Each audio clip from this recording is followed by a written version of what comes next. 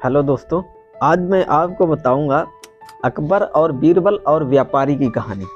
अकबर के राज्य में एक बार ऐसा हुआ, अकबर जो है उसका सारा जो खजाना था ना, सारा खत्म हो चुका था। तो अकबर को जब भी कभी मुसीबत आती है तो किसको बुलाता है? बीरबल को। तो अकबर ने बीरबल को बुलाया तो बोला कि बीरबल, खजाना तो सारा खत्म हो गया है, कैसे करें, क्या होगा, कौन मदद करेगा? तो बीरबल ने बोला कि साहब, मैं अपने राज्य के एक व्यापारी को जानता हूँ, वही इस वक्त मदद कर सकता है। तो बोला अच्छा, तो बुलाओ उस व्यापारी को। उस व्यापारी को बुलाए। अकबर ने बोला मदद करेगा? तो व्यापारी बोला हाँ साहब, करूँगा। व्यापारी ले गया अपने घर अकबर को। व्यापारी ने वहाँ अपना तिजोरी खोल दी और ढेर सारा पैसा जो भी था, धन दौलत, ज्वेलरी जितनी भी थी, सारा अकबर को दिखा दिया। तो अकबर बोला कि तुम्हारे पास इतना सारा धन दौलत पैसे कहाँ से आए? तो व्यापारी बोला मैं जानता हूँ कैसे टैक्स चोरी जाता है, मुझे अच्छी तरीके से पता है। मैं आपके ही चोरी किए हुए टैक्स से बचा बचा के इतना सारा धन इकट्ठा किया हूँ। तो अकबर का दिमाग खराब हुआ। अकबर बोला अरे, ये मेरे ही टैक्स से चोरी करता है। तो अकबर ने सारा धन दौलत उसका ले लिया, व्यापारी का। और व्यापारी को क्या किया, उसको बोला अस्तबल में घोड़ों की लीद उठाने में उसकी ड्यूटी लगा दी। तो उस व्यापारी ने किसी से कोई शिकायत नहीं करी, किसी से कुछ नहीं बोला, चुपचाप से वो घोड़ों की लीद उठाने लगा, अपना काम करने लगा। तो कुछ समय बीतने के बाद राज्य का फिर से धन खत्म हो गया। तो जब राज्य का धन फिर से खत्म हो गया तो अकबर ने फिर बुलाया बीरबल को।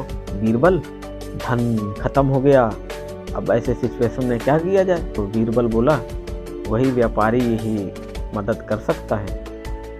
तो अकबर बोला उसके पास जो भी था हमने तो सारा ले लिया पहले ही, अब वो क्या मदद करेगा? उसके पास है क्या, बचा क्या? तो बोला नहीं साहब, वो व्यापारी आदमी है, वही मदद कर सकता है आपकी। तो फिर बुलाया उसको, व्यापारी को। तो अकबर बोला मदद करेगा? तो व्यापारी बोला हाँ साहब, करूँगा, पहले से ज़्यादा ले लो।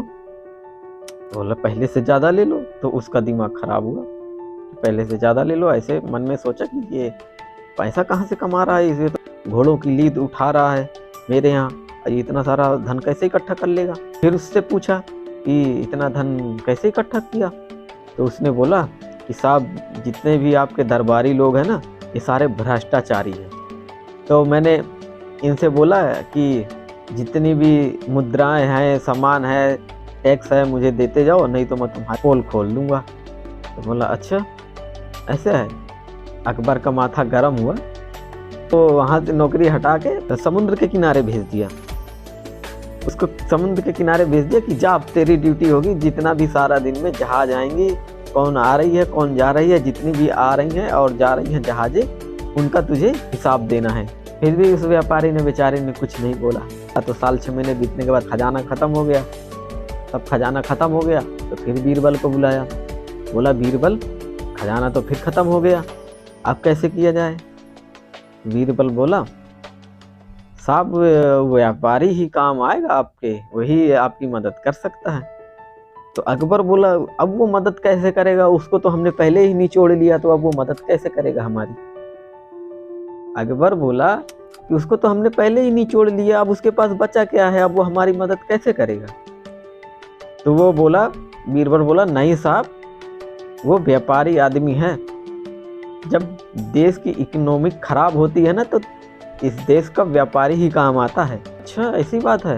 तो फिर उसको बुलाए, फिर उसके पास गए, तो फिर उसको मदद करने के लिए बोलने लगा। तो व्यापारी बोला हाँ साहब, ले लो, पहले से डबल ले लो, पहले से डबल ले लो। राजा सोचा, अकबर सोचा कि बोल रहा पहले से डबल ले लो। फिर उससे पूछा कि तूने इतना पैसा कैसे कमाया? तो फिर वो बोलता है कि साहब, यहाँ पे जितना भी जहाज आती थी, तुम्हारा माल, जितने भी आपके वर्कर थे, सारा माल आप इधर से उधर कर रहे थे। तो मैंने उनको बोल दिया कि राजा साहब ने मेरी ड्यूटी यहाँ लगाई है, अगर आप मुझे समय से टैक्स नहीं दोगे, समय से सामान नहीं दोगे, समय से मुद्राएं नहीं दोगे, तो मैं राजा के पास जाके तुम्हारी पोल खोल दूंगा सारी। तो ऐसे करके मैंने इकट्ठा कर लिया।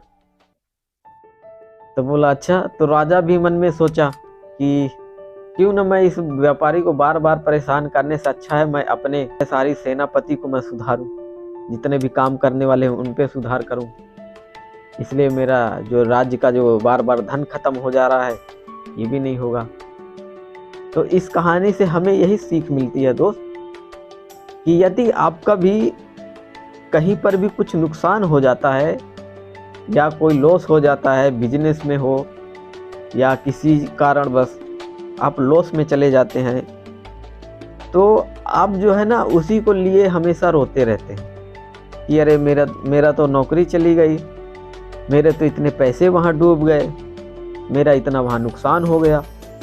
तो ये अगर उसी चीज़ को लेके बैठे रहोगे तो ये बहुत बड़ी मूर्खता है। सोचना है तो उस व्यापारी की तरह सोचो जो कि गोबर में से भी संभावनाओं को ढूंढ निकाला। सोचो इस बात को, जो कि गोबर में से भी संभावनाओं को ढूंढ निकाला। ये होता है असली व्यापारी।